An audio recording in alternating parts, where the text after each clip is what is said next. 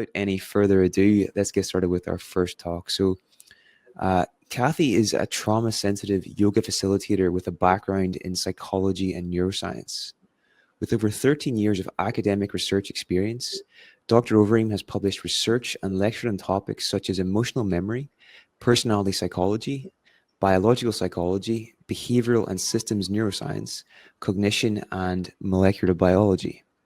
In addition to her academic work, she's been teaching yoga since 2016 and has accumulated more than 700 hours of yoga teacher training. She's a certified trauma-sensitive yoga facilitator, trained and supervised by the Center for Trauma and Embodiment at the Justice Research Institute.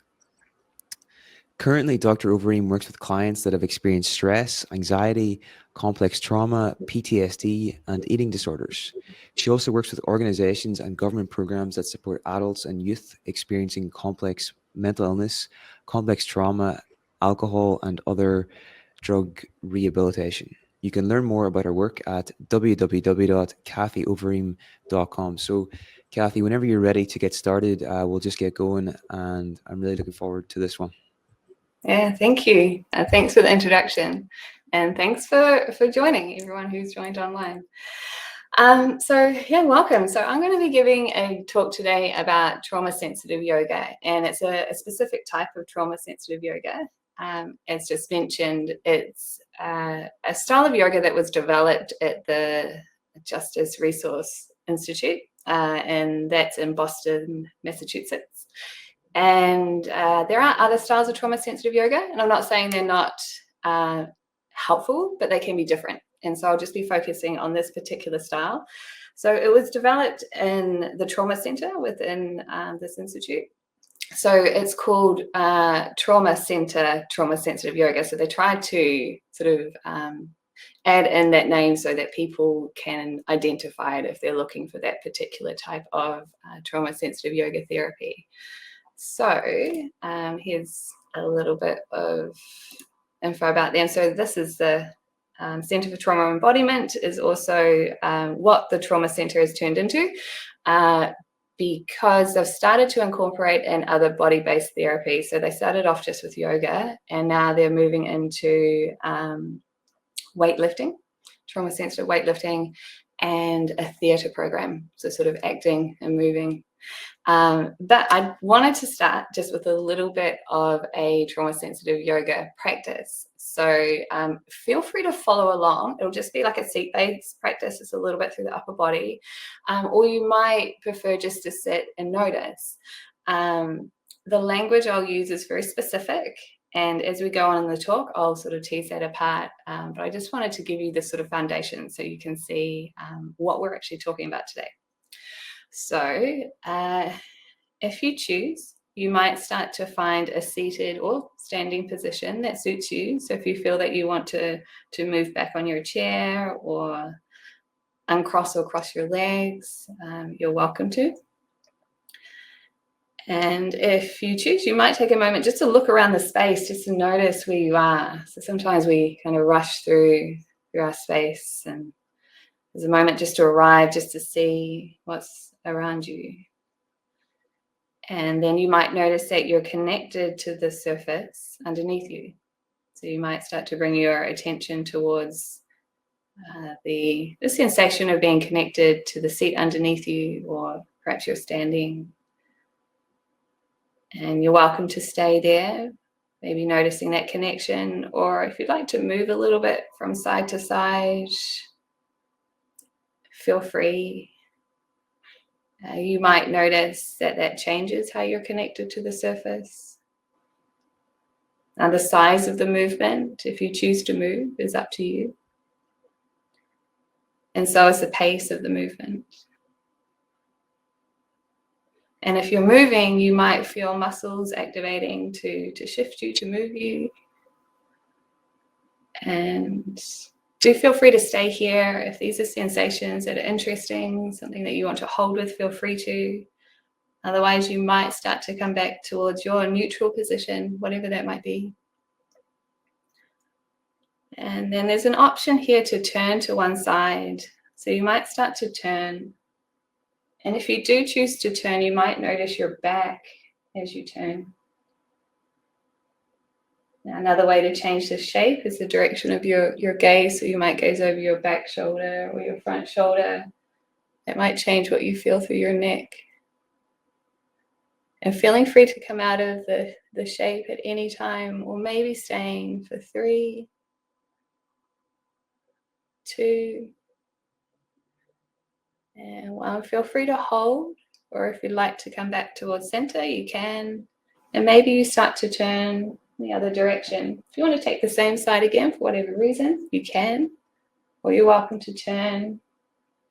And as you turn, you might notice your back, and you might use those sensations to guide how far you want to turn. Feeling free to change your gaze. It might change what you experience through your neck, and you're in control of the sensation. So feeling free to adjust to suit you. And feeling free to come out of the shape at any time, or maybe staying for 3, 2, and 1. Feel free to hold, or you might start to come back towards your neutral. And maybe a little bit of movement through shoulders here. So if you choose, you might roll through your shoulders. Feel free to roll through both shoulders at once, or you might roll through one and then the other. Sometimes they might feel different, or they might feel relatively similar. And you can pause at any point. You're welcome to keep moving for maybe 3, 2, and 1. And as you feel ready, you might start to come back towards your neutral. And if there's any movement that you want to make, any other adjustments, do feel free. And then from here, might start to slowly bring that short practice to an end. So some things I just want to quickly touch on before we move on that you might have noticed is the invitational language. It's quite key in trauma-sensitive yoga. So you might have heard, if you like, maybe, you might. And also the focus on bringing the experience into the body. So, for example, you might notice your back, so sort of cueing those sensations. And then also there was a cue where it's like, as you turn, you might notice your back, and you might use that sensation to guide how far you turn. So it's really more about what's happening in a person's body and giving them the space to use those sensations to guide their movement, rather than what it looks like from the outside. So it's more about an internal experience than what a pose or a shape looks like. So we'll come back to that and tease that apart further. But for now, I'm going to just take us into the outline for today. So my background being neuroscience, I really wanted to share a lot of the neuroscience of trauma memory, and that will help to set up an understanding of how trauma-sensitive yoga works and why it works as a therapy. So we'll be looking at how emotion impacts the body and how trauma impacts the body. And we'll also be looking again at the trauma-sensitive yoga methods, the TC, TSY methods. And then, of course, the outcomes, the therapeutic outcomes of a body-based practice like trauma-sensitive yoga. So from here, in order to understand trauma, you can go right back to basic neuroscience. So what we have here is a model that's used for PTSD. It's a Pavlovian fear conditioning model. Most often, I'll run through all these sort of images here, but most often it's a rodent that's used in the model, and we're just looking at different sorts of memories, different sorts of fear memories. So if you look at the training box, you got the rodent there, and there's 2 different sort of broad memories that we look at. There's contextual memories. So you might have a rodent that's placed in the box, and he might receive a foot shock in that box. And you don't necessarily have to add in sort of any additional contextual information. Like, for example, sort of contextual information in your space might be like your desk or your couch, or anything that makes up the environment is the context. So you could place the animal in a box. It could just be the box, just the shape of the box, the smell of the box, that's context. And then you compare that experience with a mild foot shock. So that's a contextual paradigm.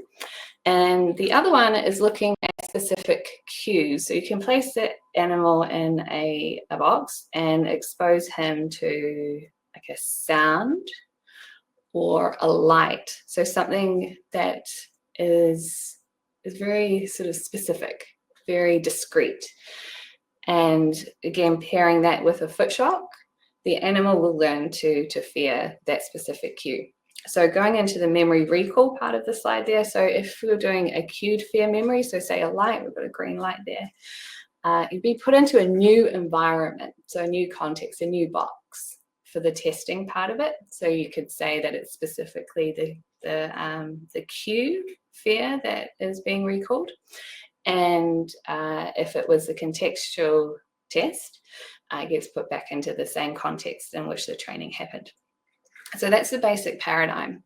And it's said that what happens is that the context or the cue obtains the emotional value of the foot shock. So that's kind of what memory really is just these connections that we make, these associations that we make. And if the animal has learnt that association, he will freeze. And with rodents, they'll freeze in the environment. And that's typically how it's tested. There are other paradigms in testing that memory is being formed. But that's the more common one is the freezing. These memories are very, very easy to form. They're so easy to form. It can take as little as one pairing for a long-term fear memory to be consolidated. So that's important also to consider with regards to trauma and PTSD, and just how powerful, how strong those memories are. Now, it's important to understand that there are these two different types of sort of broad fear memories, acute and the contextual, because there's different brain areas that underlie the forming of them. I'll turn to that next. So there's a number of brain areas that are involved in forming trauma memories, fear memories, but today I'm going to focus on two parts of the limbic system, the amygdala and the hippocampus. So they're just down the bottom there. So the hippocampus, there's two of them. They're quite large. The hippocampus comes from the Latin word for seahorse. So it's got a kind of a curved shape like a seahorse. The amygdala actually sits kind of just at the bottom at the end of the hippocampus, and that's named after the word for almond. So it's got an almond shape. So these are the two areas we'll talk about. I'm not saying they're the only areas, but just for the sake of time and keeping on topic, I'll stick with those ones today. So moving on to the next slide.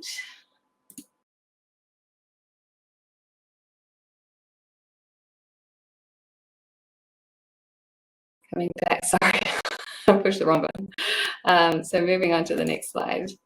Here you go. So this is a little schematic that I made up. There's quite a bit of information there. I just knew that there'd be a number of sort of ranges in the audience. So I'll just run through it. So some of these things you've seen. So as we're forming a memory, a fear memory. So we've got a foot shock, which has an emotional value. That's our little lightning there. We've got either a cue memory or we've got a contextual memory that we're forming. The amygdala plays a massive role. So this is essentially where these memories are formed. So that's where that association is made, where a cue or a contextual environment obtains the emotional value of whatever was ever paired there. So once that pairing happens, it means that there's a synaptic plasticity that occurs in the amygdala. These are just the LA, the basal, and the central are just different nuclei of the amygdala. Don't really need to worry about that too much, but just knowing that these associations form in the amygdala. Once those associations are formed, then the context or the cue has the emotional value and can create a fear response. So just again, if you're in a situation where you're exposed to that information again, it's now frightening because you've learned that association. What's important here is that that contextual information needs to pass through the hippocampus. So like I said, it's named after the shape of being a seahorse. So I just added in a seahorse for ease there. So what the hippocampus does is it binds the contextual information together. So when I was saying, a cue can be really discrete, it can be a smell, it could be a body sensation, it could be just something visual, just something that's all kind of by itself. Contextual information tends to be a lot of information bound together. So like as you look around your room, you kind of have an idea of the spatial layout of it. You know where things are, you can see where things are. And if you sort of close your eyes and imagine it, you're using your hippocampus there. That's a memory. Your hippocampus is forming that memory. It's binding the information together. It's giving you an idea of what's there, the spatial layout. And what's also interesting about the hippocampus is it also encodes time. So you have an idea of being in the space, in the context at this time. So if someone was to ask you tomorrow, what were you doing at this time? You could say I was, wherever you are in your living room, in your office, and it was the morning. So that's your hippocampus. So it does a lot of work there. But with the cue memories, they don't need that. They don't need that additional binding of information because it's not such an enriched memory. It's not filled with all these sort of complex aspects. It's just a smell or a light or a sound. So very different circuits involved.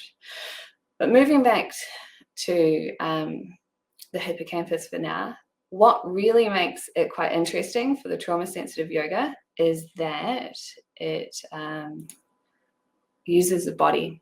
It uses the body as a reference point when forming spatial memories. So we've got two sorts of spatial processing on this slide.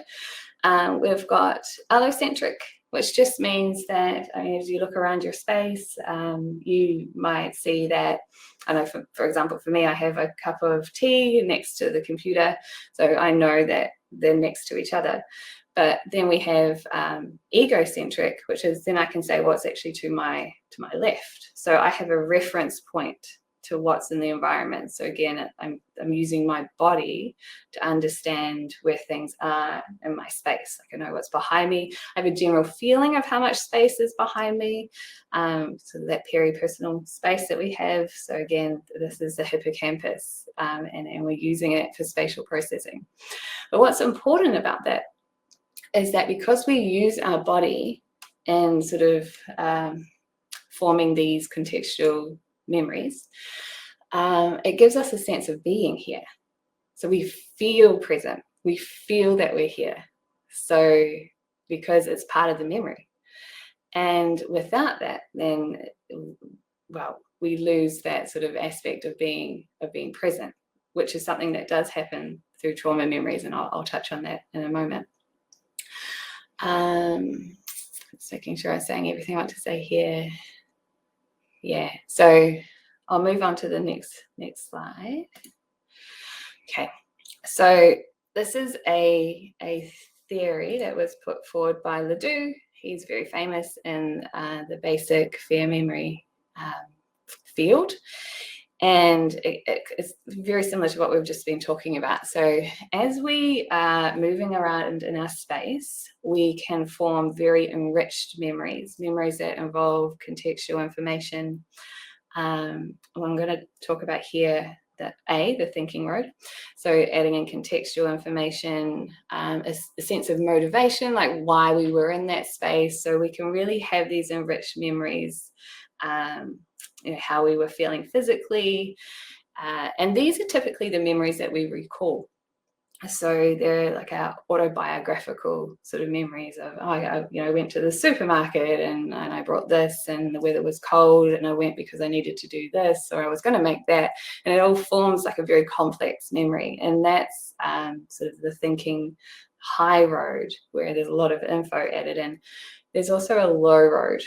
And so thinking about the cue memories that we're talking about, how they don't need that additional processing in the hippocampus, these cue memories can be formed really quickly and without sort of much cortical input.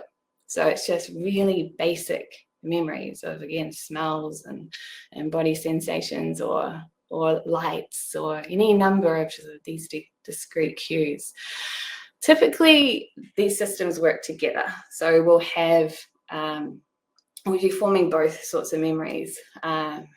These sort of discrete low road memories that we might not even have conscious access to, because they're just so simple.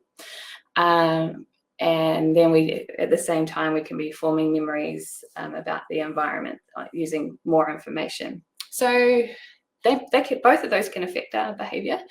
So if you are in a space and suddenly you feel triggered by it, something doesn't smell right, or there's a memory, you often will have the feeling first, like, oh, there's something going on here. And then you'll be like, oh, it's that smell. It reminds me of this. So it's kind of like the two systems are typically working together. So that's true for trauma memories in some respect.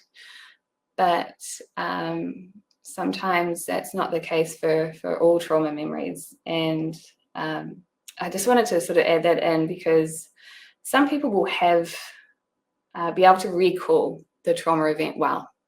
They'll have a pretty detailed memory of the event, but then some people won't.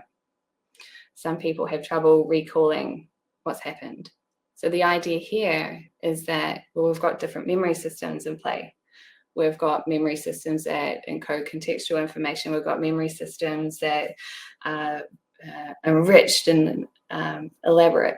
And then we have these basic memory systems. So when we start to see people who have very little memory, but they're triggered, it sort of implies that it must be the low road memories that are dominating.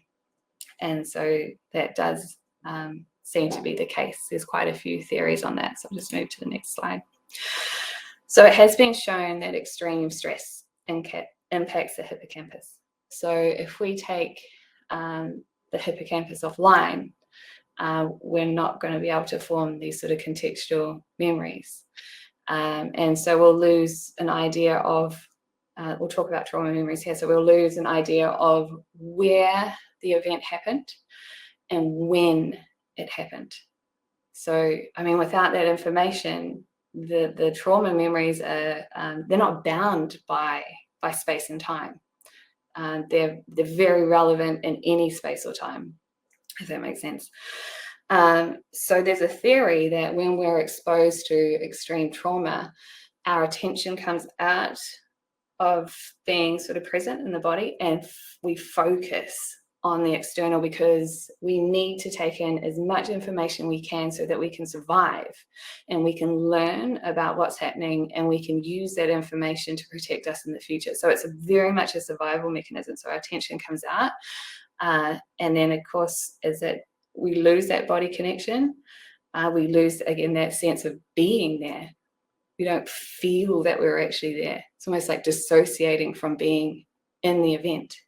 There's a reference, I've got some references at the end of the talk, and this Riva, the paper by Riva 2018, is excellent for this. So if you're really curious about that sort of coming out of the body and what that means for memories, it's definitely a paper to look at. The result, well, as you can imagine, it can be really difficult to recall the memories. They might feel like they didn't happen to that person. They weren't physically there. Or again, maybe they don't have a lot of sort of cortical information added onto them. They're very low road dominant, very simple cue memories. So someone will say, look, I get triggered and I can't say why, because they actually really can't. They don't have that information. It wasn't encoded. I should quickly just say, like, the only test to know that anything has been encoded, that we've ever formed a memory, is that it can be recalled. So you could argue that perhaps the memory's there, but if you can't recall it, well, we can't use it. So that's the gist of it. So that's pretty much the neuroscience side of it, and we'll be sort of using that information as we go on in the rest of the talk. So with that in mind, you could probably start to appreciate why there would be a need for body-based treatments in trauma recovery. So first off, the gold standards for trauma treatment at the moment are psychotherapy, so talk therapy. And that could be like a cognitive processing therapy, like cognitive behavioral therapy, or exposure therapy. But unfortunately, with those therapies, about 60 to 90% of people don't actually make it through the therapeutic process. Now, as you can imagine, if you don't have sort of, if the memories are confusing, there's not a lot of information added in with the memory. They're just very discrete cues. Or if you feel that you weren't there, it's just, how you can only imagine how hard that could be to talk about or to process. And then those that do make it through, about 50% of them will still reach criteria for PTSD. And so there's definitely a need for other therapies, and so this is partly why there sort of body-based therapies like trauma-sensitive yoga have been developed. And they also help to address some of the body-based symptoms of trauma. And there's a large number of body-based symptoms. So it really does show that there is, it's not, and you say it out loud, but I think it sounds weird. It's not just brain-based, of course. We're talking about a whole system. And so if we're just doing exposure therapy or talk therapy, we might just be focusing on thinking and maybe some feeling, but really so much of our therapies are thinking based, but the whole system is impacted. And so we're going to talk about next, like how the body is impacted by trauma, and how the body-based therapies can be helpful in that side of the therapeutic process. So next slide. Okay, so there are a number of impacts to the body as a result of trauma. There's body memories, which is I kind of smile because it's like it seems like a strange thing to say that the memories are held in your body, but I'll tease that apart for you. And it's very much like a catchphrase at the moment. It's a bit of a pop psychology phrase at the moment. Trauma is in the body, and we'll cover that. There is body-based symptoms of PTSD, so we'll look at the diagnostic criteria for PTSD, and I've just underlined some of those body-based symptoms, and so you can see it's always been there, like the body and how it's affected. It's always been in the criteria, but just hasn't been addressed directly. And then we'll go into interoception, so the felt body sense, and that's really what a lot of trauma-sensitive yoga targets. So moving on to body memories, I find these fascinating, so happy to share. Okay, so if you have formed a memory, let's say a cue-based memory to a smell that triggers you for whatever reason, and say you don't have a great understanding of why, but you feel it, like there's that smell and I'm having that reaction. When we have an emotional reaction, there's a body component to it. So I found myself just doing it automatically. It's like, ugh, like shoulders might come up, or might cringe in, might take a defensive posture. And this is with regards to trauma, but we also have memories associated with positive feelings. So we might meet a friend and we want to hug them, we want to expand, we want to touch. So we sort of have these things, these movements, body changes in body posture that we might be conscious or unconscious of when we're cued by things around us. And so that could be a body memory. So you enter into a space, you have a physical reaction. Your body is remembering. You might not consciously be aware of it, but it's there. A second type of body memory is something more direct associated with the trauma. So say might have been a physical sensation, maybe of being grabbed, or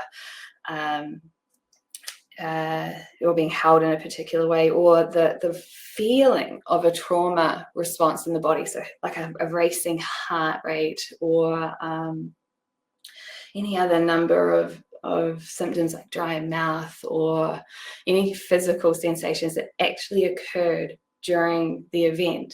They can be memories. And again, they can be discrete cues. So it can just be a sensation that's isolated by itself. It doesn't have to be enriched with all that cortical information. They can be very discrete.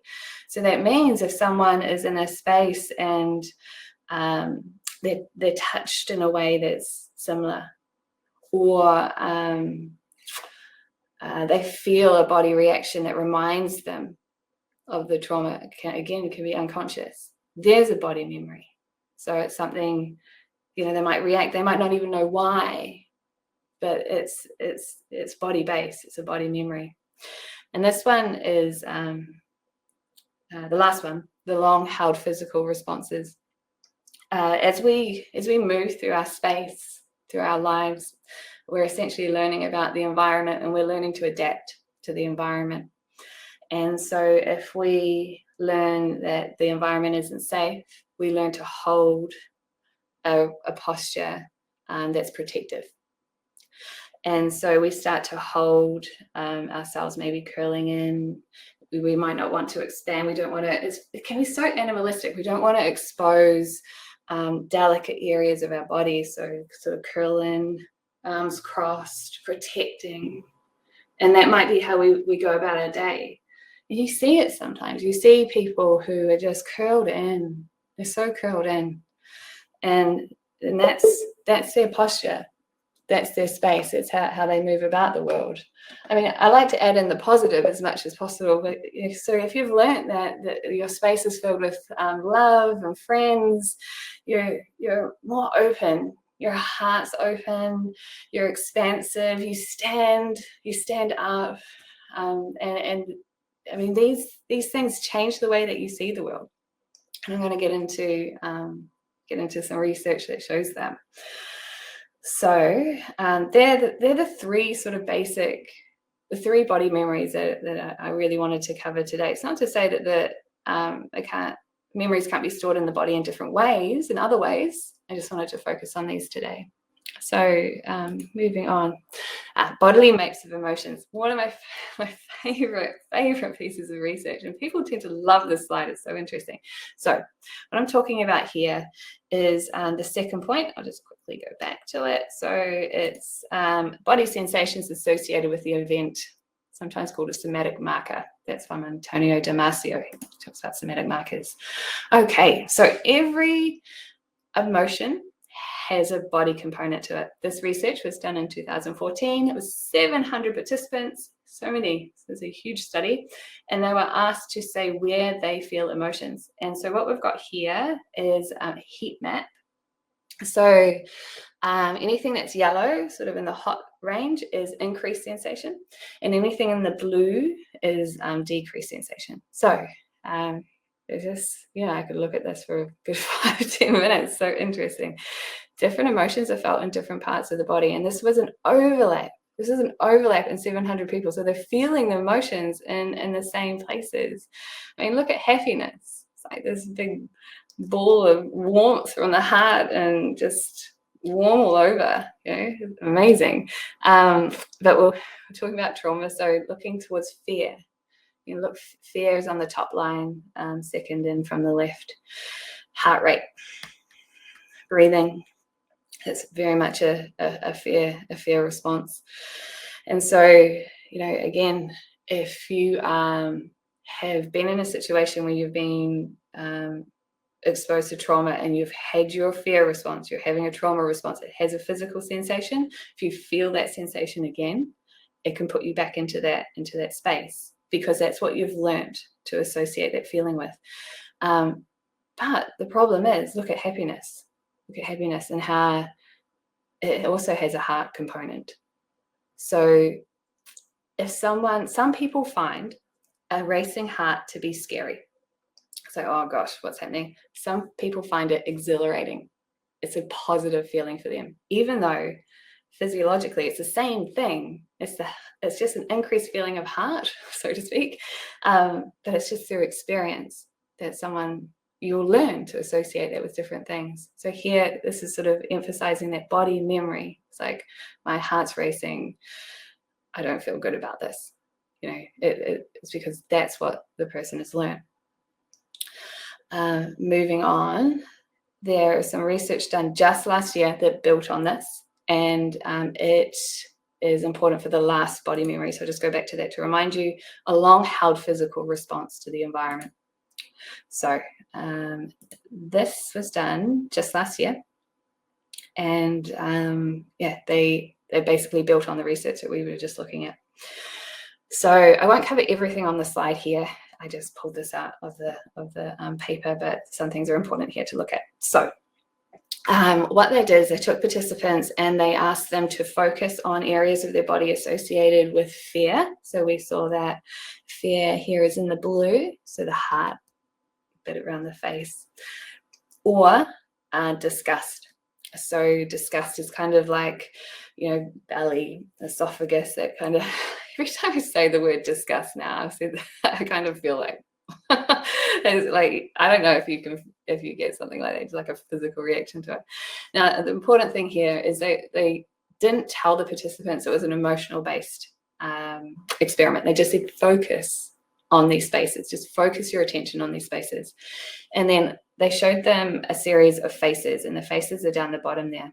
And the faces, it's the same face, and it's morphed between a disgust face and a fear face with the 5 iterations. So right in the middle, it's 50-50, could go either way. And so the results there in the graph, at that 50-50 point, if people were focusing on the fear areas of their body, they were more likely to see the face as a fear face. So you can see that at the 50-50 mark there. And so the take-home message there is that way you feel in your body changes how you perceive the world, which is huge. So if someone's holding a defensive posture, they might not necessarily be conscious aware of how that posture feels, but that information is being sent up to the brain that is signaling, changing the lens, so to speak, so that you see the world, you see the negative, you're on guard. You've learned that the world is not safe. So you're in your body, and the way that you sense your body, the way you hold your body emphasizes that, which is just massive. So from here, we're looking at some of the symptoms, the symptom clusters of PTSD, and I've just underlined some of the real obvious body-based ones. So the PTSD clusters are divided into 4 at the moment. They often change, but there's 4 at the moment. And so I've just got some here that I've underlined. So starting from the top, suddenly acting or feeling as if stressful experiences were happening again. So we sort of touched on that, sort of the body feeling. Physical reactions when something reminds you of stressful experiences from the past. Very obviously a body memory there. And again, emphasizing that could be conscious or unconscious, just depending on how the memory was formed for that person. If it's to avoid thinking about your stressful experiences from the past or avoid having feelings about them, like a numbing. And then it goes into emotional numbing, feeling emotional numb or being unable to have loving feelings for those close to you. So people say they just don't really feel anything anymore. And when considering that bodies are involved in processing emotions, it makes a lot of sense when they are impacted by trauma. So what is the impact? I think I have one more here. There you go. Alterations of felt body sense following trauma. So this is where we're starting to move into interoception. So as we move around the world, typically we have an experience in our body, and some of us are more attuned to what's happening in our bodies, and some of us aren't. It's just whatever you do. Like if you spend a lot of time noticing your body for whatever reason, maybe you're into sports, yoga, and weightlifting, so you're sort of quite body focused, you just become more aware because that's what you're practicing, that's what you're doing. But then alternatively, you can have people who practice not feeling. So when we're talking about numbing, you can pull attention away from body sensations. So you might just mentally try and numb, just like, I just can't deal with feeling that at the moment. And that might happen after a trauma. Feeling the heart racing, and sort of, or any number of body memories, and you might be shopping, might be grocery shopping or something, and you've got to just got to get through it. You've got to get through it and just do what you need to do to get through the day. So you just got to avoid focusing on that. So you practice not feeling it. As some might use substances to numb, or excessive exercise, all sorts of, I mean, it's endless really, depending on the person and what works for them. So persistent dissociation following the traumatic events. So this is going back to that work again by Revo. It's one of my favorite papers in the reference list. If you're going to read one, I love that one. So they were talking about when you're exposed to a traumatic event, that your attention comes out of your body and focuses on the information around you, so that you can learn as much as you possibly can, so you can avoid that situation again, you can survive. Some might not come back into their body fully. Like, how would it feel? Like, oh God, you could only imagine, like, how would it feel to suddenly come out and then maybe come back in? It's like, and then you're coming back into a body that's in a fear response. How that would just be like, I can't even imagine. And so you hear people saying, I don't even feel I'm connected to my body anymore. Some of my clients say this, they're like, I feel like my head's here, but my body's over there. Or it just feels like a dream now. And it's like, did they reconnect back in? Or if they did, was it just like overwhelming when they did? So again, the sort of these altering the sense of being in the body that can follow trauma. And then it's not just numbing. It's not just sort of removing ourselves from body sensation. Some people will become hypersensitive following a trauma for a number of reasons. They might become hypersensitive to body sensations because it's a trauma memory. So if someone touches them in a place that is associated with the trauma, they're hypersensitive to that. It's a danger signal for them. But also, as we go through the therapeutic process, as we take people from feeling numb and not noticing their body into starting to feel their body, it's not uncommon for them to become really hypersensitive, because it's suddenly like a whole new, oh gosh, now I feel this, and it's brand new. You know, it's been a long while since they felt it, so it's quite frightening and quite overwhelming to notice.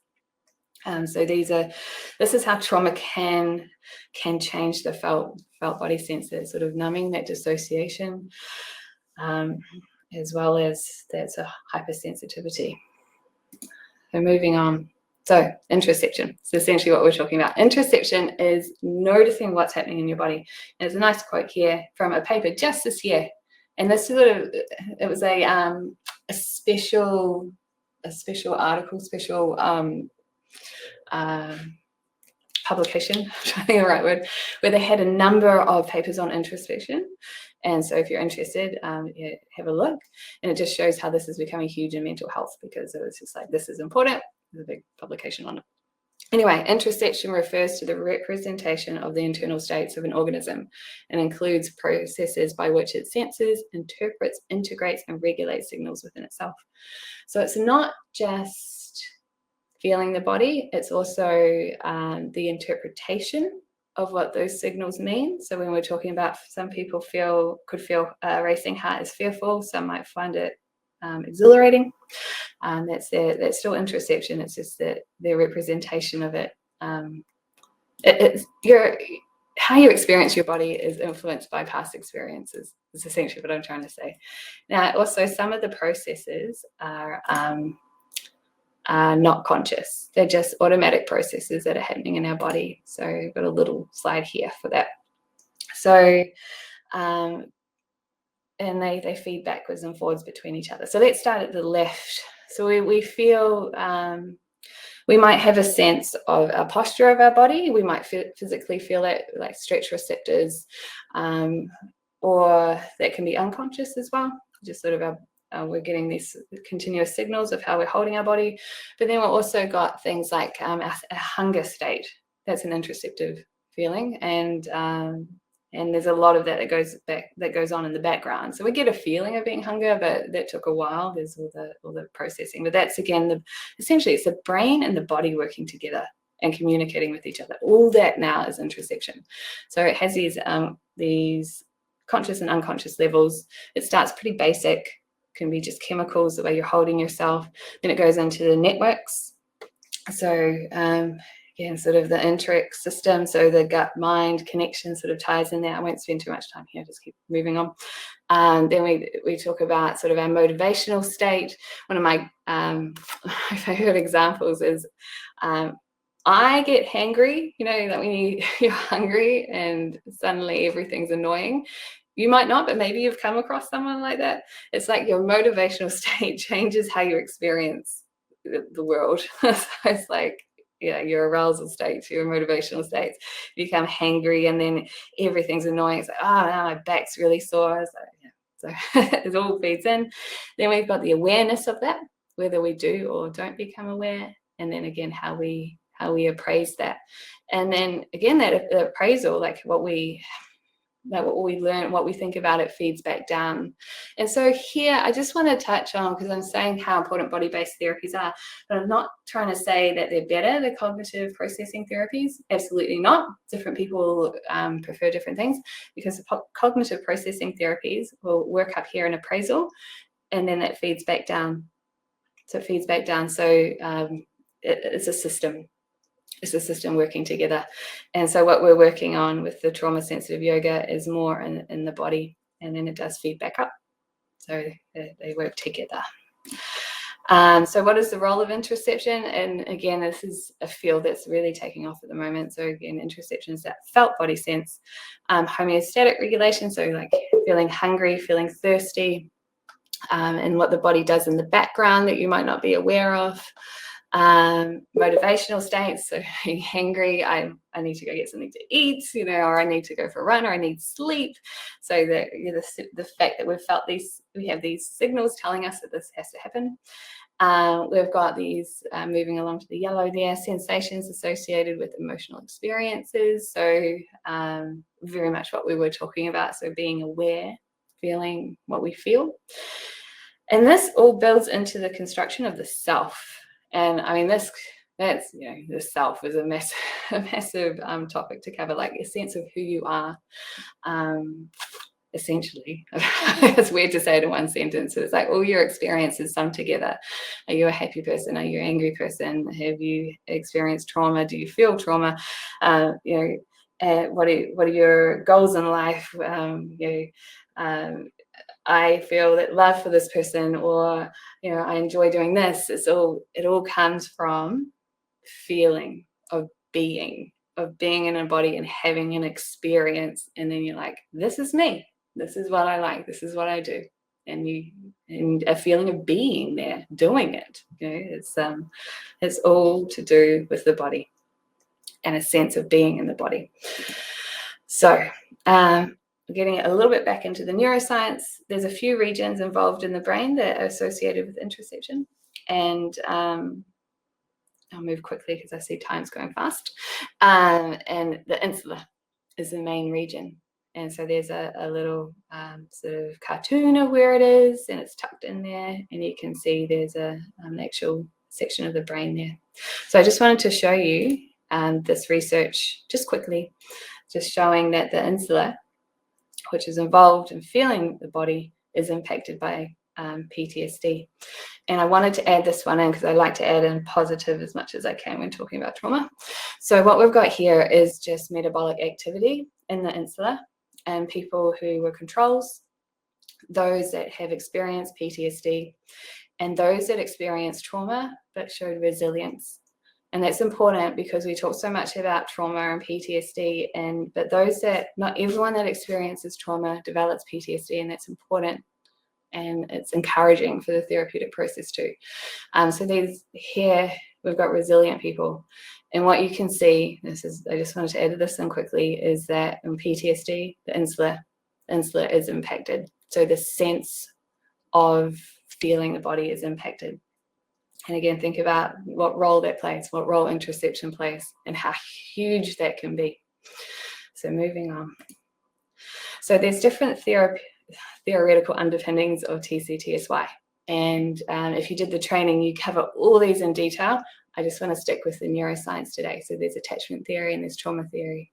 So we've kind of gone over that. So now I'm getting into how the methods, and you've already experienced the methods that we use, but I just want to tease it apart a little bit more. So invitational language.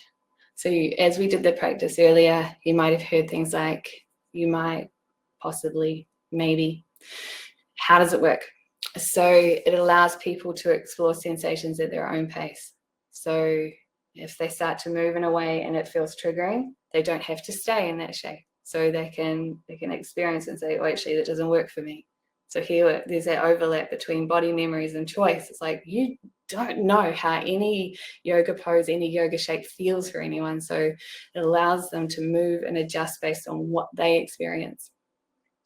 And that's empowering, because there are some other, I hate to say this, but some yoga sessions, depending on the teacher, can be very do this, do that. And it's not so much about being in the body and making choices. It's just about following what someone's saying. But if you give someone choice, you empower them to move and feel in their own pace. So you give them that back. It's like, if you want to, you could do this. So I don't want to. It's like, you don't have to. If it doesn't feel right for you, that's okay. And then it's important that people can practice making choices. One aspect of not being strongly connected to the body is it's hard to make choices. It's hard because you don't have a gut reaction. So you don't feel that you like that or you don't like that. You've lost that connection. So with the invitational language, you get the opportunity to practice sort of feeling and maybe reconnecting with the body. Moving on. And this is something that was massive in our training. This quote, and I even say this is like almost the key to TCTSY. No intervention that takes power away from the survivor can possibly foster her recovery, no matter how much it appears to be in her immediate interest. Only we can really heal ourselves. Yes, there's therapists, and they can facilitate the process, but it's really about giving someone the power to choose what's best for them, because only they know. I mean, you can tell someone something so much, but it's only when they feel it and they make the choice themselves does it really sink in, so to speak. Moving on. Interoceptive cues. So we covered a little bit of that. So you, like when we were turning, you might notice your back. You might, how you move your head might change how it feels through your neck.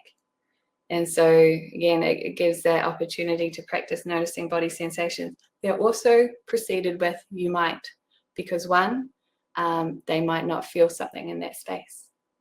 They might not have a connection to that body area, or maybe just in their body, that shape doesn't create a sensation in that area. So it takes away that, am I doing it right? Should I be feeling it here? It's like, where do you feel it? You might feel it here. So again, it's more, oh, where do I feel it? Gives them that opportunity to practice reconnecting. Excuse me. So practicing noticing one's body sensations, also using the sensations to bring them into the present. It's like, as you turn, what do you feel? What do you feel now? And that's so important for trauma to be, because so many people have experienced trauma in the past, or sort of living in the future, worrying about the future. that it's now that's really important. And as we practice feeling, we can start to increase our ability to notice, to feel. I think there's one more in here. Yep, combining them. Choice and interoception, taking effective action. So I'll give you an example. So as you turn, you might notice your back, and you might use the sensations in your back to gauge how far you want to turn. So, I mean, you might just inherently do that, but combining choice and interoception together is massive for the therapeutic process, because the person gets to make a choice, gets to notice that the choice they make can change how they feel, and then they learn that, hey, I actually do have some control over what's going on here, and the empowerment in that, and the ability to go, oh, that doesn't feel nice, but I can change that, means that there's a safe space in their body. It's like, well, actually, I can make this feel the way I want it to feel in this time. And again, it's so empowering, and just gives that person a sense of control, which a lot of sense of control is lost following trauma. Moving on to, I believe this is the last slide. Yep. So I'm just going to cover how this all works. So already touched on that a little bit. Changes in interoceptive accuracy and awareness. So as you practice feeling your body, you become more aware. And so we're trying to rebuild that mind-body connection. And we'll be working at a physiological level. We'll be working at the insula. We'll be working at the neural connections, the body-mind connections. And there's a quote, and I laugh but I'll tell you it so you can understand why I'm laughing.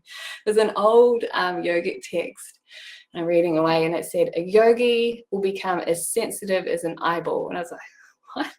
And then they went on to say, when an eyelash falls on the eyeball, you feel it.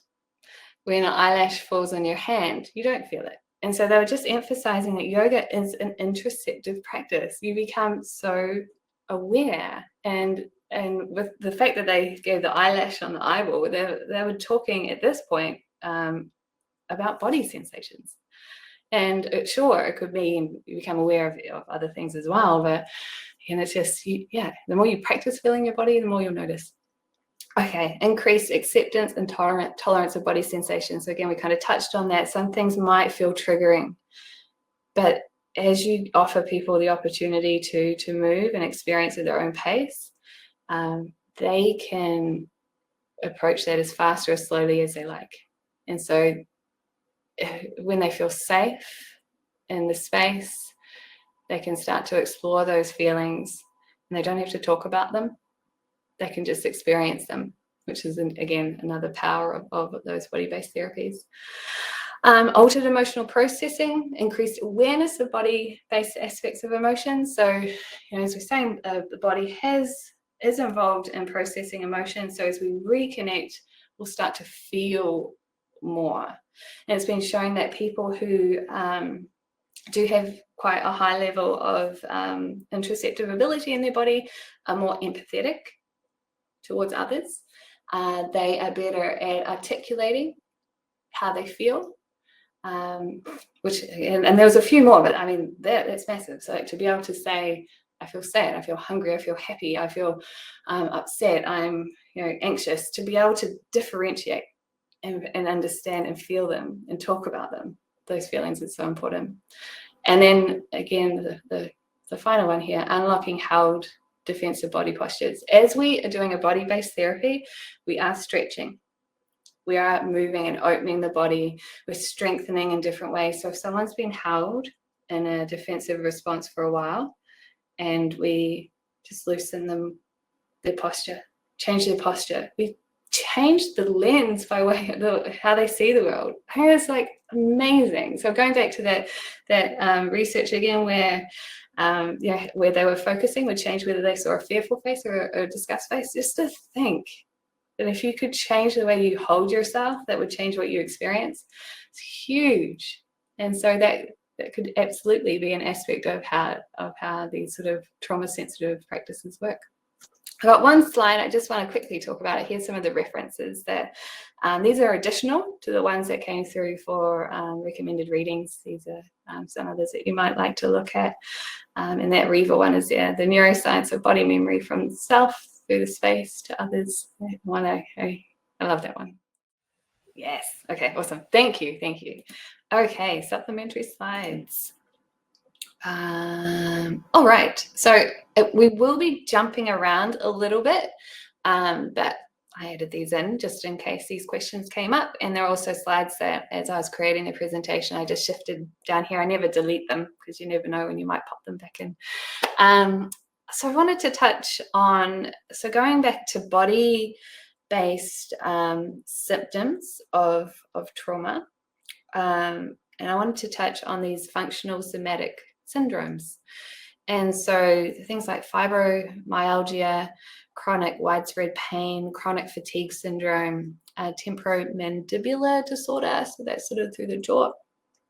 These are disorders that are body-based, that don't have like a specific cause.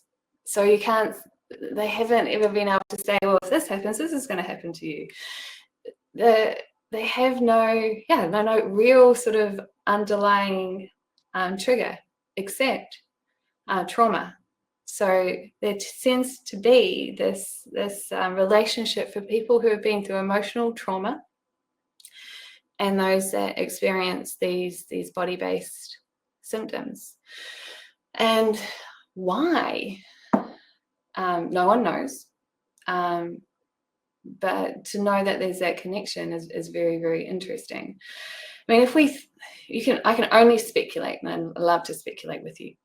So if we think about interoception and the felt body sense and being aware of what's happening in one's body and how important that is for health, if trauma impacts that connection at a conscious level, you might not feel when things are starting to happen, like particular aches or pains or any number of those things. And so at a conscious level that might happen. But just recently, like in the paper from 2021 on introspection, they have said that it's more unconscious processing as well. So some of the basic homeostatic mechanisms of the body. So can we say that those are impacted by trauma? I mean, in some aspects, of course they are. Like some people have a heightened sense of arousal, and so their metabolic systems and sort of an unconscious level and conscious, depending on how activated they are impacted. But how far does it go? Because if interoception is the body and mind communicating to each other, I mean, is it all those systems that are impacted? I mean, is this what's sort of feeding into this relationship between body-based disorders like these functional somatic syndromes and trauma? These are the questions that I feel are current. It's only now that it's been going on for a while, but it's really now it's starting to build that idea that the body and mind working together is so important for health, and why is a great question. So that's that one. The next slide. Body-based trauma memories. Reva again.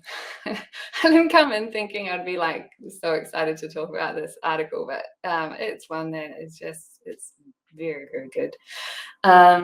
So just talking about body memories, we kind of covered it a little. So the idea that we have our body and we have an awareness of what's going on around us. So we feel temperature, we can smell what's around, wind on our skin. So that's from the outside, sort of a feeling. And then we have a sense of how we're holding our body, and we don't have to be conscious of it. So Damasio, actually, since we've got time, love to tease this apart. Antonio Damasio is a neurologist, and I really like his work. I've got his books here, actually. One, Self comes to mind. So this is where I'm getting this information from. I think it was in my recommended readings. He says that the self is built up of conscious and unconscious processing, and it starts at the very basic level, just a general unconscious awareness of the body state, and that's the building for the sense of self. So if we go back into how the body is held, just the metabolic states, or the states of hunger, or any number of homeostatic regulatory mechanisms, these are the beginning of consciousness, the beginning of setting the tone for what we experience. And then this book, it's great, builds on that sort of into the sense of self, the conscious self. So these are the things going on from inside. So the proprioception, how we hold the body, interoception, so the sense of what we feel consciously, unconsciously. Vestibular input, we didn't really touch on that, but again, it's kind of like how you sort of hold your body. The vestibular system, I don't want to get into it too much. I don't want to be like, oh, just the vestibular system, but it's quite huge. So I think it could be an area studied all by itself. Then body memories. So this gets into predictive coding, and it's pretty much the idea that as we walk around in our space, in our world, our brains work in some ways to predict what is happening. So we have an idea of what to expect, and that idea of what to expect, conscious or unconscious, changes how we hold our bodies. So be like, you might meet someone and be like, oh, that person, oh, they're always complaining.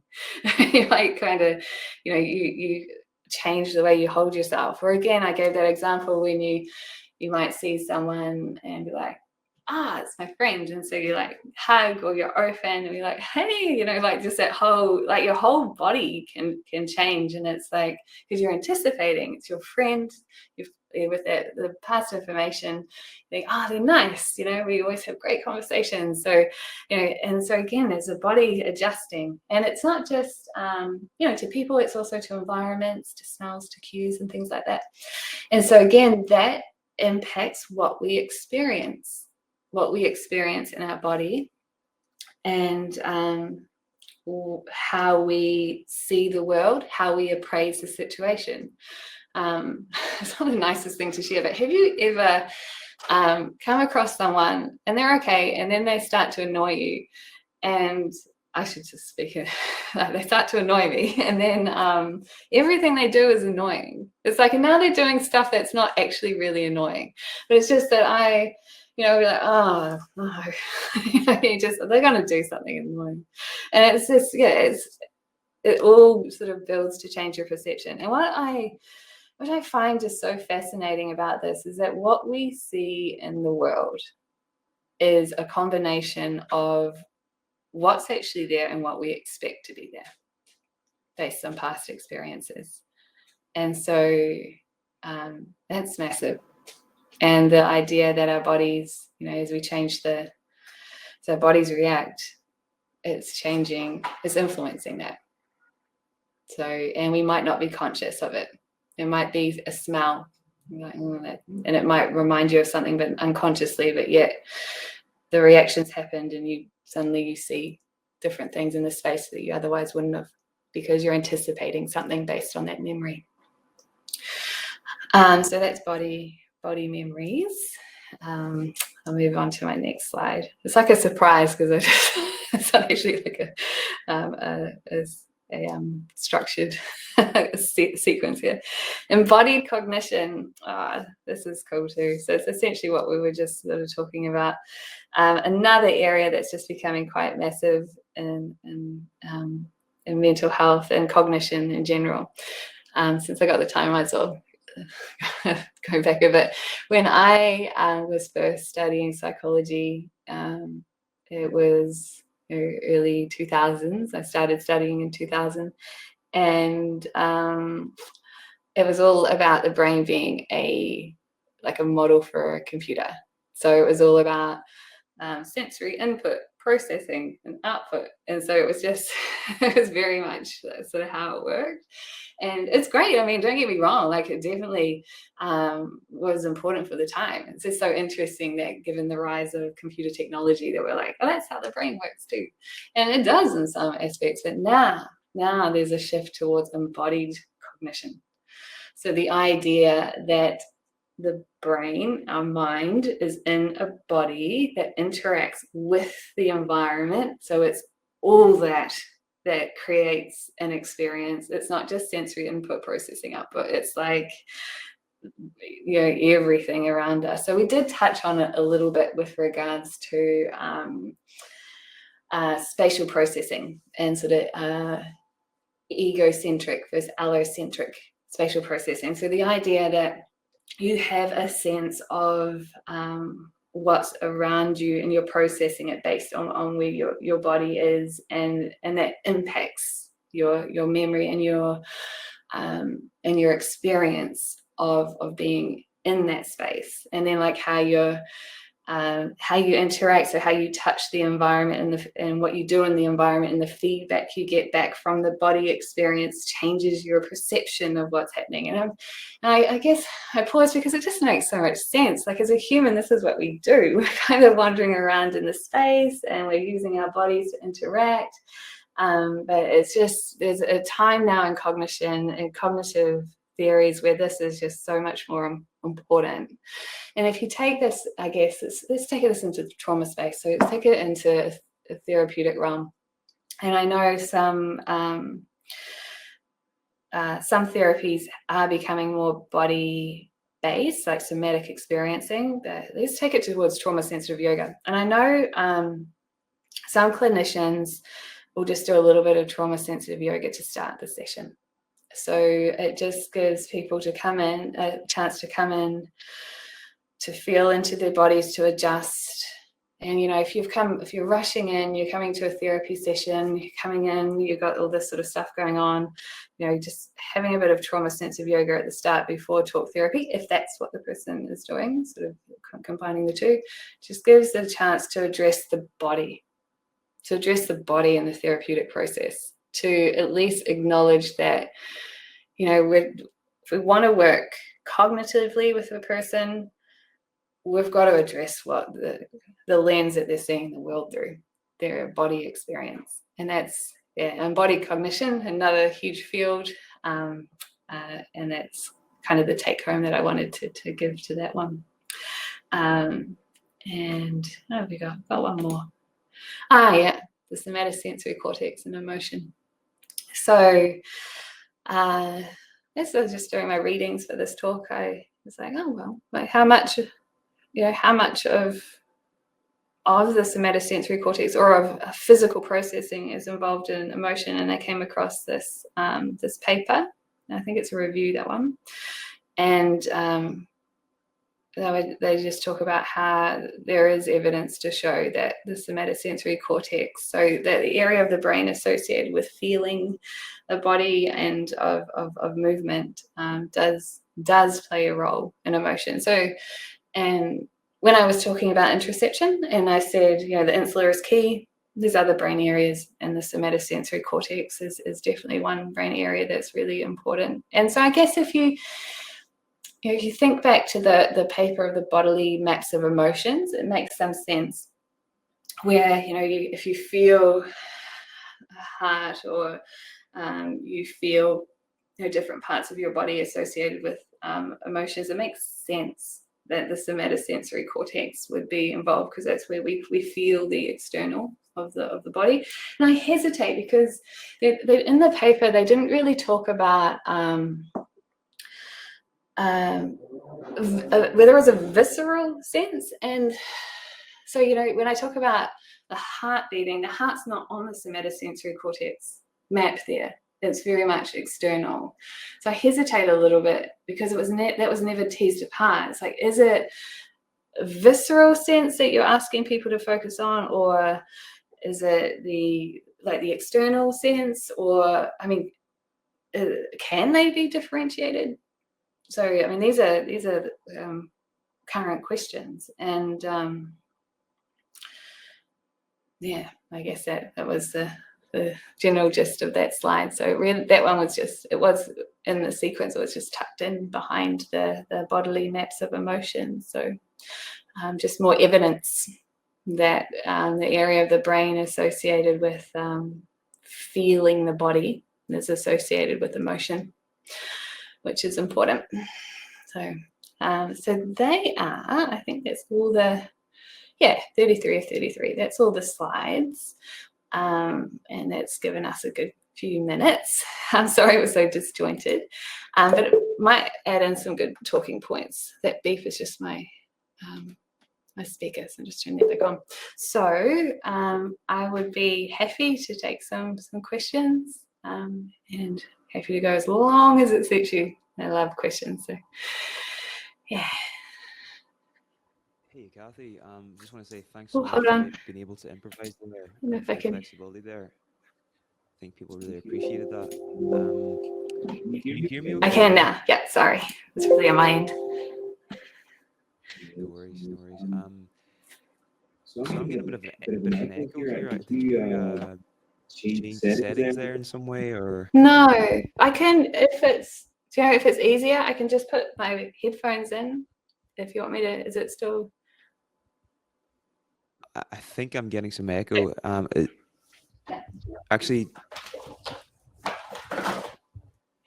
Yeah, if that's easier. It's nice being at home because you can just grab what you need. yeah, for sure. So let me just see if this is. I think the echo's gone now. Yeah, it's gone now. It's okay. It's okay. It must have been a problem with Demio. Yeah. We're having one of these days. Okay. So yeah, we've got quite a few questions from participants here. So the first one, I'm just curious to ask, for someone listening to this that might be a mental health professional and they're really interested in maybe using some of these insights in their work and potentially training as a trauma, a trauma sensitive yoga facilitator. Yeah. How can they what would be the first steps for them to go about that? Good question. So I've been trained by the trauma center. So it's trauma sensitive yoga. I really highly value the training. I thought it was amazing. And there's a couple of levels to it. So first is a weekend introduction, and I do know it's worldwide. So the weekend introduction is a 20-hour weekend training, and that will give you, we get a lot of clinicians on that training, so that'll give you this information plus more, like sort of looking at the other theoretical frameworks, so the attachment theory and what was the other one? And trauma theory.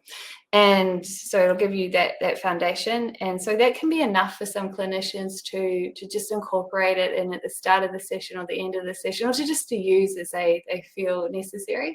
And then on top of that, there's a 300-hour training, which is more intensive. Most of it is done online. I was a little hesitant at first. It was before COVID, before sort of a lot of online training, but I found that training to be amazing. Like I've done yoga teacher trainings and they were good, but this was like a lot of theory. I love theory. So just really diving into how it works and then training you in the way that you speak, because the speech during the session is so important, that invitational language. And just little things like you might have noticed I didn't say pose, we say shape, because some participants had said that that's a triggering word for them, pose. So it's just learning about trauma, being trauma aware and sensitive, and then all that theory. And then you can sort of advertise as a trauma sensitive yoga facilitator, a TCTSY facilitator. The other thing I love about the training is it's ongoing. So there's monthly seminars that I can attend. So they're really supportive. And they, I have to submit a video every year, and they just check that I'm still, that my language is correct and what I'm doing is correct. So it's a lot of support. So you can find it online, long story short. yeah. Where would you go? Yeah. But no, it's, love that training. It's really good. Super interesting. Do we have a link for people we can maybe type in the chat if people want to check that out? Yeah. I'll just grab that now. Yeah. Just getting that and popping that in there.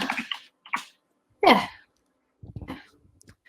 Thanks, Kathie. Cool.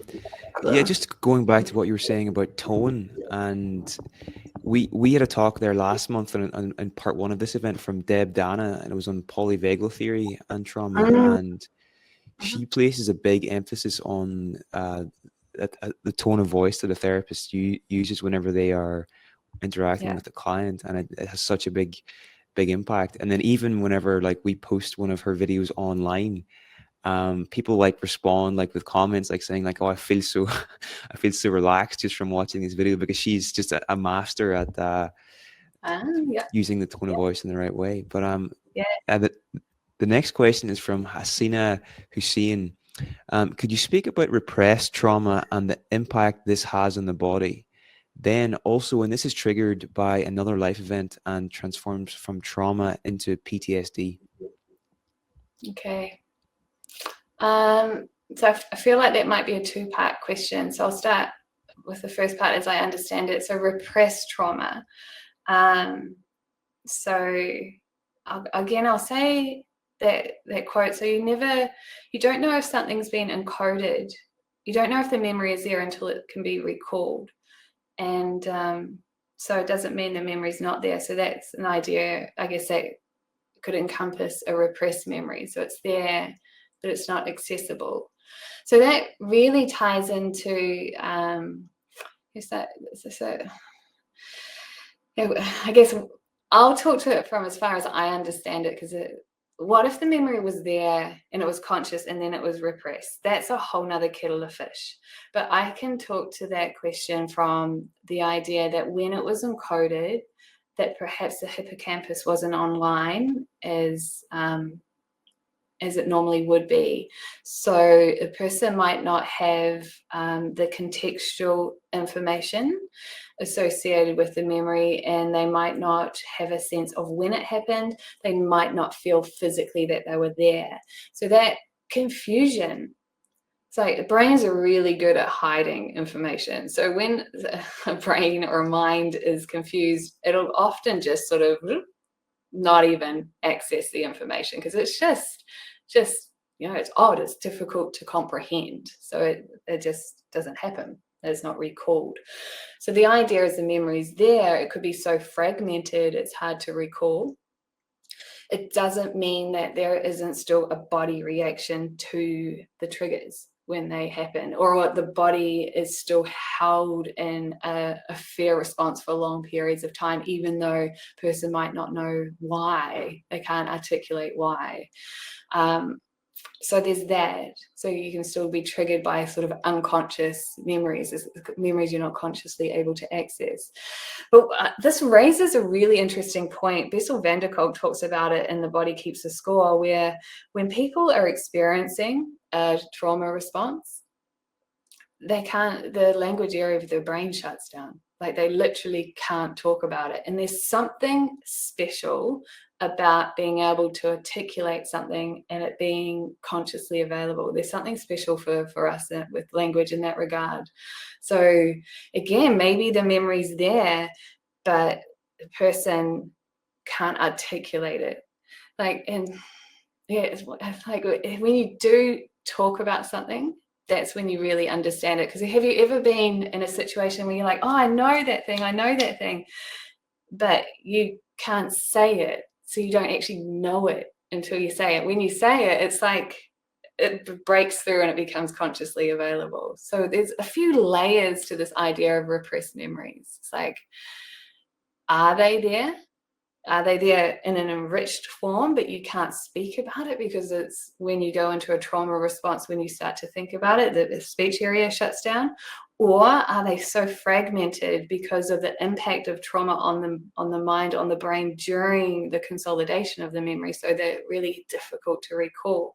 Or there's that third aspect, which I don't know a lot about. Maybe they were there, but just through practice, they're repressed in a way to cope. So, yeah. Yeah. And there was a second part to the question, wasn't there? So that was the body, and then what was So the that other was one? super interesting, by the way. But second part was, then also when this is triggered by another life event and transforms from trauma into PTSD. Yes. Okay. So that raises a really good point. I hope I can answer this. TCTSY was actually designed for complex trauma, not PTSD. And so now we're getting into trauma theory.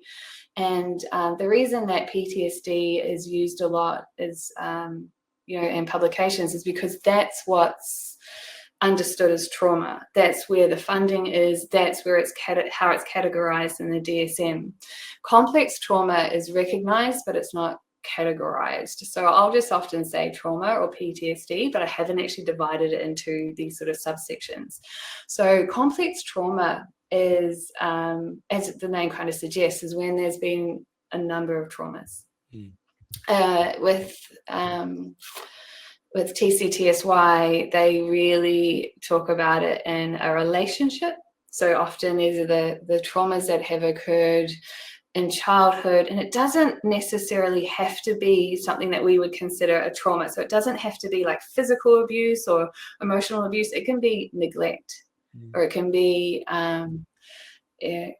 just that where the attachment is impacted, so that the child doesn't have that aspect of their development. So that can be a trauma. Like imagine being a child and your parent maybe, totally hypothetical, but has like a substance abuse problem. So they're offline, so to speak.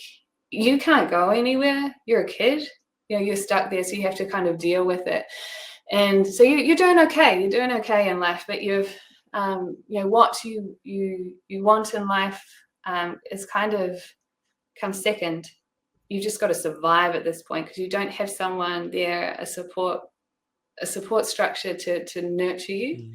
You're just trying to get through the day and you don't know what's going to happen. So, and then what can happen, the theory there is what can happen is that you're starting to disconnect from body sensations, because it's like, well, I need to focus on the environment. Is it safe? Is my caregiver in a particular mood tonight? Like, oh, it's not, oh, I want to go play with friends. It's like, oh, this makes me happy. It's just like, I need to just survive in the space. And so that can start to create a disconnect from felt body sense. So what do you want? It's more again, the environment.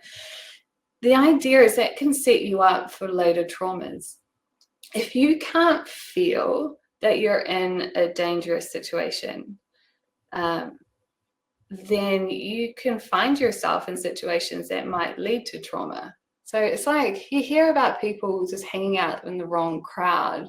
There's a couple of reasons for it. Maybe it's familiar for any number of reasons. So being familiar in some regards feels safe because at least you're familiar with it.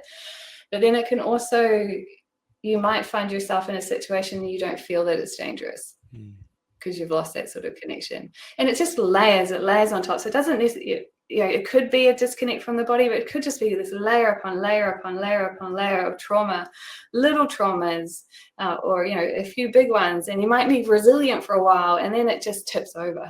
There's only so much anyone can take. So there's a few sort of mechanisms in play there.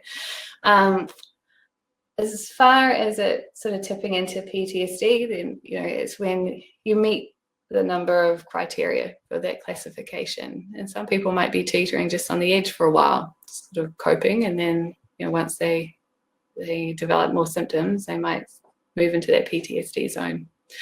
Does that answer the question? Yeah, I think it does. I think it does really well. Cool. So next one is from Amy Aaron. I wonder if you can touch on the differences in body memories and experience of body sensations in people with single event PTSD and those with complex trauma. For example, survivors of prolonged childhood emotional neglect or abuse. Is there any information or research on this? Ooh, I haven't actually come across any, any papers that really specifically tease that apart. But that would be a very, very interesting question. I think as far as I can sort of talk about it, with regards to what we've covered today. So if someone's been through a single event, so a single PTSD event, perhaps it's more of those body sensations. So you know how I said that a sense of being held down, or like if it's something very specific with regards to a body memory, that might be more single episode PTSD. But with regards to complex trauma, again, that is more you're learning to adapt to your environment. And so you're learning that it's not a safe environment. So you're learning to hold yourself in a protective way. It's just what we do. You know, we curl in. And so there we've created a body memory in that regard, and how we hold ourselves. And, you know, we talk about it in a negative light, like, well, and that's going to impact how we see the world. But it's so fascinating that we adapt to the space that we're in. So if we're in a dangerous space, we hold ourselves in a protective response. So that it is adaptive. It is adaptive. It's just once we have moved away from the danger and we're going through the therapeutic process to let that go and to understand and to learn. I hesitate using those words, but to experience a different way of being, and to know that, you know, you're now in a safe space. But it's just, an adaptation to the environment. Our body adapts to the environment. So with that complex trauma and the layered trauma, makes sense. Hold yourself differently. Very cool. Okay. Yeah. Next question is from Alp. Could you maybe expand on the difference between neuroception and interoception? Oh, yes. Good question. I came across that just the other day. Let me try and remember. So interoception is the idea, I hope I get this right because I only just came across it the other day. Interoception is the idea of feeling the body sense, and sort of being, feeling your body. Neuroception is more about the awareness of that. So being aware of noticing your body, as well as being aware of how you appraise that. So let's sort of, hopefully I get that right. I'm fairly confident that's it. But I'll elaborate further anyway. So say you have a racing heart. So I used this example earlier. So your heart's racing, you might associate that with fear. And so like you might start to have a fear reaction until you become sort of aware. You're like, I'm having a fear reaction, but I'm actually in a safe place. And it's like, oh, okay, well, I'll, do whatever I need to do to sort of to dissipate that. Might leave the space, deep breathing, whatever works for them. So I feel it might be that idea of awareness, taking it a step further. And actually that's sort of what goes on in this book, Antonio Damasio, The Body Keeps the Score, and Antonio Damasio, The Self Comes to Mind, and about building that sense of awareness. So it starts just really low level, and we're talking about these different sort of layers of awareness, body sense and thinking sense, I guess is a way of putting it. Can I just follow up on that? So if someone, they do develop this awareness through a mindfulness practice or whatever, and they become aware that they're feeling like they're in danger when they rationally know they're in a safe place. You said there, you can do things like deep breathing or leaving the space. Are there any other things that you would recommend people to do that experience that? I hesitate because this is where it gets out of my scope of practice. So my scope of practice is very much body-based, and it's very much empowering people to find what works for them. So in the trauma sensitive yoga practice, we'll move through things, and then someone will say, that made me really relaxed. And I'll be like, awesome, that works for you. Because we can't say, well, we can't tell people or experience what they experience, I guess is what I'm trying to say. So as I was saying that, and I said with the deep breathing, I also hesitated because deep breathing isn't relaxing for everyone. So you could say to someone, you might try deep breathing. If it works, that's great. If it doesn't, that's okay too. I had a client, and she said that when she felt triggered, she just would notice the surface underneath her feet. Mm. So it's really, the trauma sensitive yoga practice is really about finding what works for them. And so I can't really say this will work and this won't work. You know, say try these things out. If you feel something that feels self-soothing to you, maybe it'll work in that space. Maybe it'll work when you feel triggered. Beyond that, I feel like it's a little bit out of my scope with regards to sort of psychotherapy and things like that. But with the body-based practice, only you know how you feel. If it works, it does. If it doesn't, that's okay. It doesn't have to work because we're all different. So. Awesome. No, I appreciate that response. It's super important to say that, because so often you'll read these articles online and it'll be like the 5 steps to whatever, and you're like, no, it's kind of different for everybody, and you've got to know yourself first, which is so important. We've got one here from Marie Teresa Hanna. What are the differences between felt sense and intuition? Are these things the same? Ooh, what an awesome question. Maybe, because I mean, what does it feel like to you when you're like, oh, okay. My mind's going, okay. So my first thought is, you're in a space and you're like, something's not right here. Is it intuition or is it an unconscious memory? Is there something in the space that's triggered you? And then you're having a physical reaction. You can't remember what it is. It could be anything. And so it feels like, hey, this isn't safe, but really it's very much a biological reaction to what's happening in this space. And I don't want to dismiss intuition, because I really enjoy all those sort of things that are on the fringe of science, so to speak, because they haven't been proven or disproven, it doesn't mean they're not sort of real. But in the same token, I really advocate just listening to your body, building that body trust.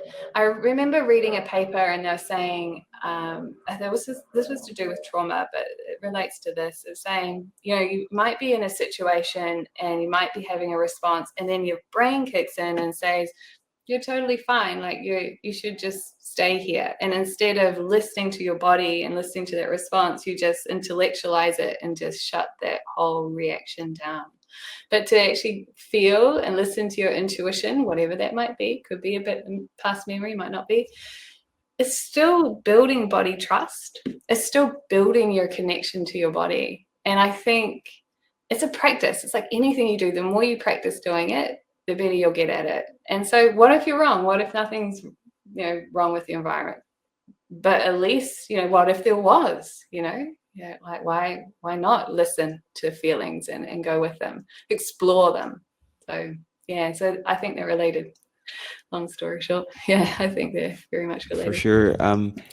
Anytime I have to keep relearning this lesson, because it doesn't seem to hit home, but anytime in the past where I have had that gut feeling about something, but then tried to intellectually rationalize on top of that and then went forward, it's always been near to a disaster. So I just should just listen to the body. I think, it seems, But that's not what we're taught, is it? We're taught to rationalize and intellectualize, and it's almost like, you become like a little, dare I say, a little bit like a hippie or something, if you're just like, it doesn't feel right. But no, we are in a system. If you have a body reaction, it's connected.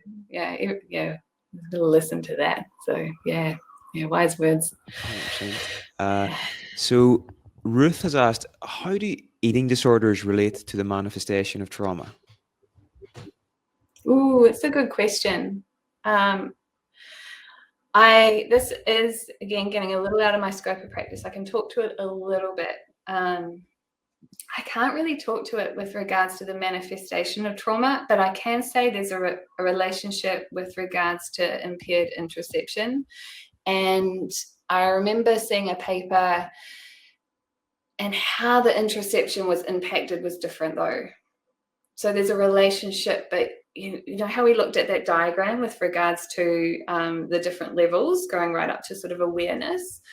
I think it impacts at a different point. And so this paper was arguing, gosh, I wish I could remember it, but they were arguing that the therapeutic process would be a little bit different for eating disorders. I have had clients that have eating disorders, and the way that they move is quite interesting. Like they're very, they move quickly and strongly, which gives you an indication that their connection to the body is somewhat different. So my people who have been through trauma, those clients often don't make big movements. They're quite closed down. But yeah, you can see that there's something going on with eating disorders and the way they move and the way they experience their body, and like almost like the strength and control they want to have over their body. So yeah, that's all I can really say about that. But there's something going on. It's working in the same system in one way or another. So yeah.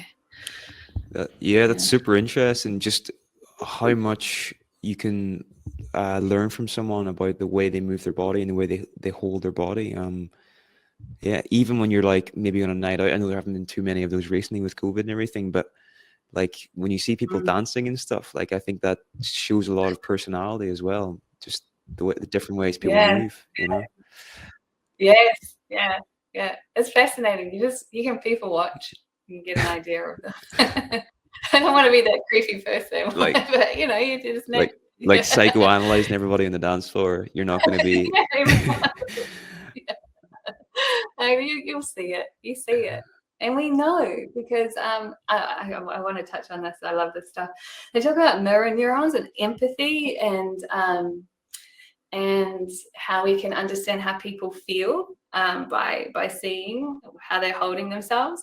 And they do talk about, it's been a while since I've looked at mirror neurons. I know this is moving quickly, but I remember them saying that we often will mirror what other people are doing. So we'll meet someone and we might tense up or move in a similar way to them as we're becoming sort of empathetically attuned with them. And the idea is that we feel what the mirrored action that we've done, and then we understand that person. So yeah, little sidetrack there, but yeah, I love that stuff. It's fascinating. Yeah. So next question from Alexander Wald. How do you encourage people who have lost trust in themselves and feel they can't deviate from what the yoga therapist says or suggests? So this was at a specific point in your talk. Yeah. I think she was referring to there. Yeah, absolutely. And I would say most of the time the choice is the hardest aspect. I've had clients tell me that.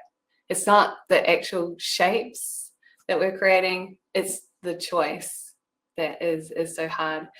You just give them space, give them time, and just you keep saying you might, you're welcome to, you can if you want to. You just keep saying it, and eventually you'll suddenly see them, they'll try it out. They'll do something different than what's going on in the room. And yes, you just keep giving them the space. And it's not about, it's not about making them at all. It's just offering that opportunity and letting them take it when they feel ready, and going from there. And most of the time, that's a great question. Most of the time it's not instant. Sometimes it is. Sometimes they're like, okay, and they'll just start trying different things. But yeah, it can take time. Part of the practice also is that the facilitator is choosing and making choices as well. So the idea is that they're not there just telling someone what to do. So I'll be making my own choices as I go to.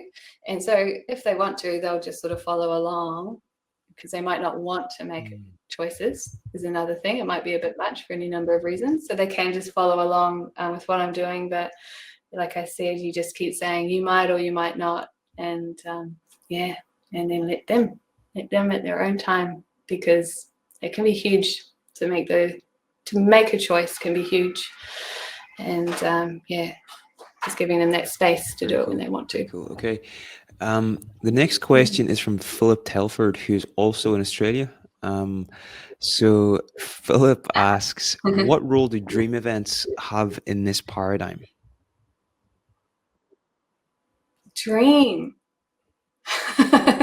That's interesting. Dream events. I gotta think about that for a second. Gosh, I don't know. Like, I wish I had some really smart answer to that, but yeah, dreams. Gosh. Yeah, I'm not sure. No one's talked about it, and this is the first time I've thought about it. Dream events.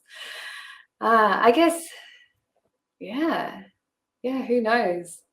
Well, I guess with regards to memory, I can just talk a little bit about that. With, as we experience something, we reconsolidate it when we sleep.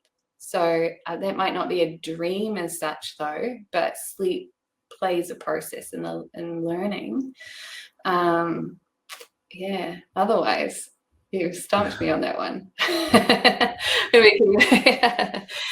Dream events.